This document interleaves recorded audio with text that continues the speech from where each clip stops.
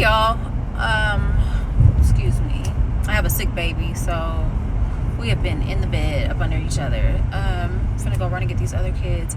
But something that dawned on me in this series of survival mode, identifying survival mode, coming out of it, ways to beat survival mode, things to look for people in survival mode, how to interact with someone who's in survival mode, etc., etc.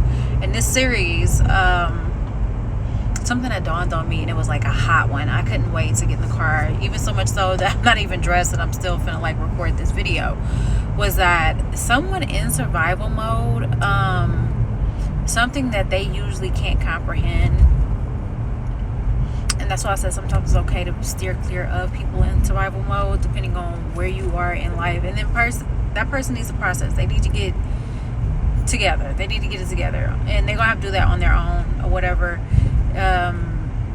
Because sometimes helping someone is just you continuing the problem, you assisting them in continuing the problem. You're not helping them get to the problem, because they have to rewire their brain, their mindset. They got to reteach themselves a multitude of things. With that being said, grace, look,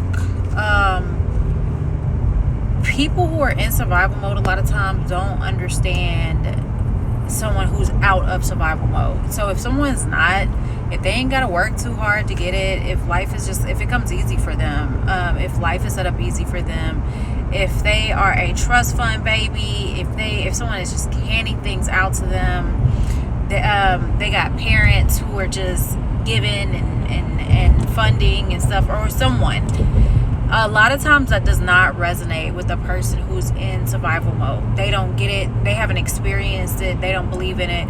But this is not to be confused with your survival instincts. I think I was listening to a young lady talking, and she was saying something about when she was 19, 20, 21, she befriended a much older woman from a different race. And for one thing, it wasn't a red flag to her that this woman was over double her age. Another thing was the woman would always try to pay to put her on vacations, but weird stuff would happen. She would get explicit pictures when the vacation was coming up. I mean, it only took a couple times for this to happen for this girl to realize something is up. And basically that woman was trying to proposition her, so that's one thing, isn't to be confused with the other. Getting things, receiving things, somebody giving you something is not to be confused with somebody who just has hit a lucky streak. I was talking to a colleague of mine, and we were talking about how somebody that we know in management isn't necessarily a good worker, not a hard worker. She doesn't do things the right way. She cuts a lot of corners.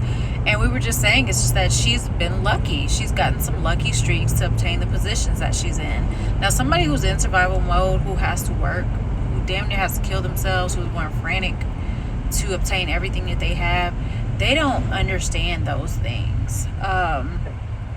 They won't understand something being good. And it's just like oil and water. It just doesn't mix. If you are not having to kill yourself, if you're in your soft girl era, sometimes somebody in survival mode isn't who you need to be around because of those reasons, because they don't live life like that. It's a skewed image. And it doesn't mean, because I've always been a person, even when I was in survival mode, who could be happy for others.